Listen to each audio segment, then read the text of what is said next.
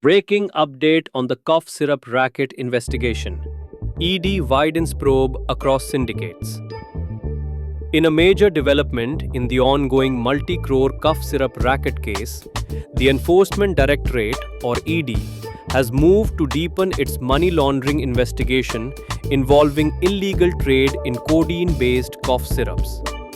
The ED, operating from its Lucknow zone unit, is now preparing to interrogate all 15 accused arrested earlier by the Uttar Pradesh Police as part of its effort to uncover financial and operational links between key suspects in this complex racket. Central to the probe is Bhola Prasad, father of the prime accused Shubham Jaiswal, and Alok Pratap Singh, a dismissed police constable who is alleged to have provided logistical support to the syndicate.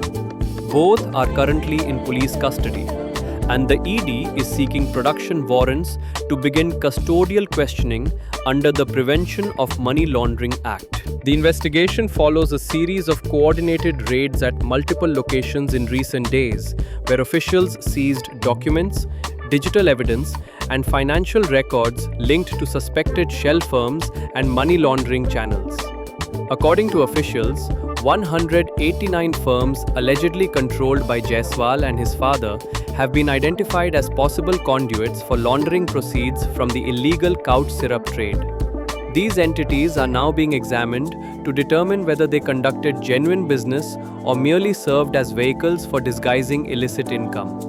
Investigators are also looking into possible links with a second syndicate based in Saharanpur, suspected to be led by Vibhor Rana, and may have worked in tandem or in parallel with Jaiswal's network. Bank accounts, GST returns, transport logistics, and overlapping business structures are among the many data points under scrutiny. So far, the ED has registered an ECIR, its version of an FIR, against 67 accused, and is actively seeking complete police case diaries, arrest records, and financial records related to the matter.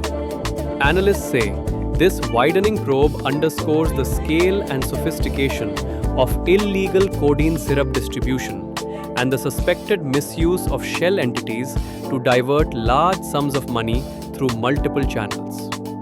Further arrests, custodial interrogations, and financial disclosures are expected as the investigation continues. Stay tuned for more updates as this complex case unfolds.